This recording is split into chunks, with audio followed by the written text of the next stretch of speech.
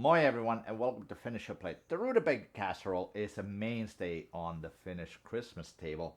It is made with rutabagas, it has some Christmas spices, it's a simple dish that's oven baked for several hours just to give it that sweetness that rutabaga gives you when it's baked. It's actually twice cooked. It's cooked first, boiled, and then baked.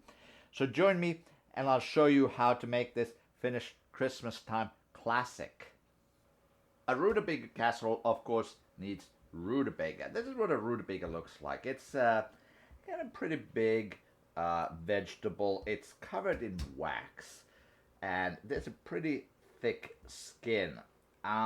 Peeling it can sometimes be a little bit of a challenge because of the wax mostly. So I think the best way to peel it is just to use a knife rather than trying to use a peeler or something like that. You'll be just gunking up the peeler with the wax and not really getting anywhere. So I'll just cut this in half first and I'll show you what I mean. It's a very dense vegetable. I can see why this would have been very popular in the winter time. It probably keeps very well in the cellar, in the root cellar.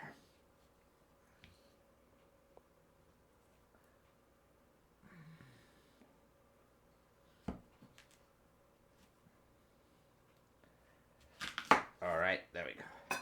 Finally. And that's pretty much what it looks like inside. It's kind of has like a yellowish tint. It has a very mild scent to it.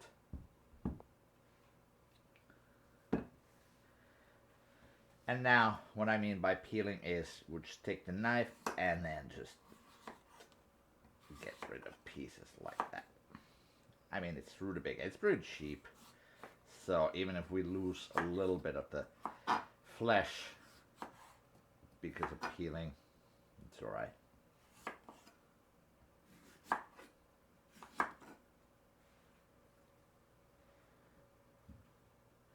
So when cooked, rutabaga comes out very sweet. It's very nice.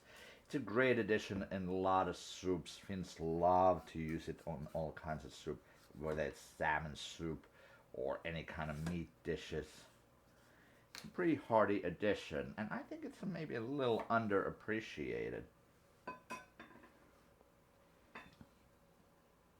It's definitely not often seen on restaurant menus. It doesn't have that kind of a clout like some other vegetables. Even pureed, it's a pretty good alternative to potatoes, for mashed potatoes. There we go. Get rid of that bad spot over there. Okay, very good. I'm just going to turn on my heat. There's a little bit of water in the pan. Get ready for the rutabaga. I'm just going to cut this into smaller pieces.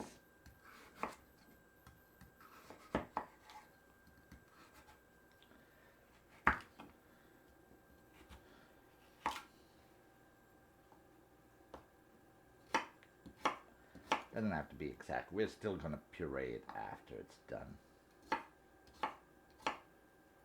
Smaller pieces, it's just going to make it cook quicker.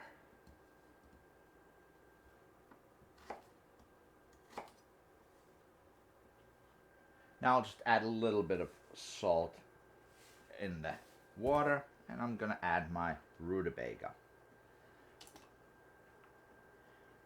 Probably not going to use the entire rutabaga here. If I don't, I'll just save the rest for a soup later on. Let's see how much it takes.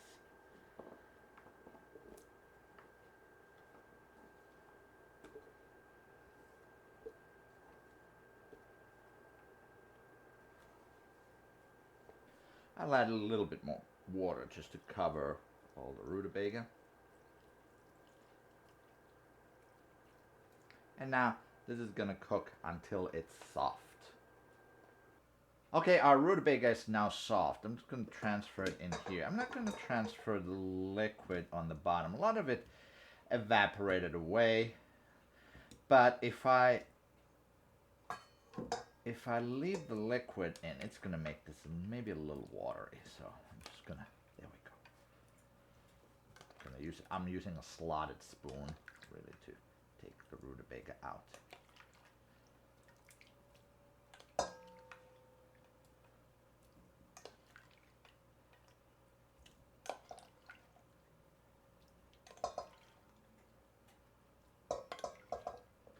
And now I'll just puree the rutabaga.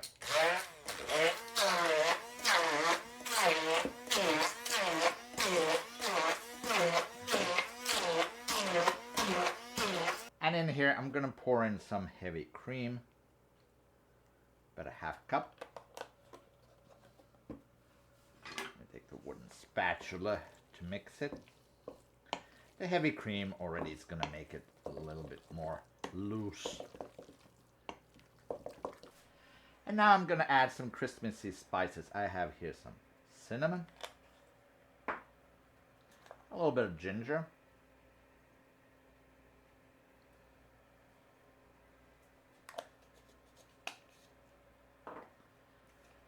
some ground cloves. Cloves is another classic Christmas flavor. And a little bit of mace. Mace in Finnish is called muskottikukka. So muskottipähkinä is, of course, nutmeg, and mace is muskottikukka. Here we go. Let's mix it all up. And let's taste it afterwards. Let's see how it tastes.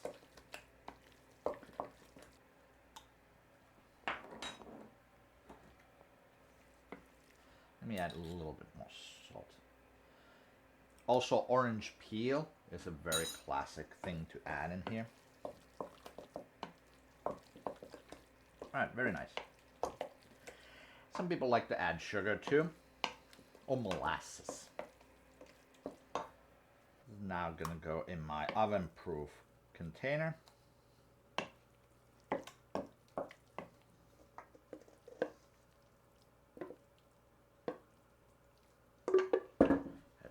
Shake it.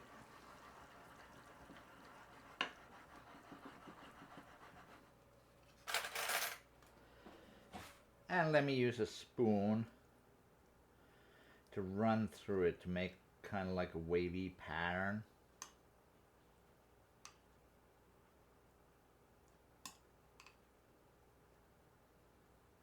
I'm not really good at this, but that's what usually is done. There we go.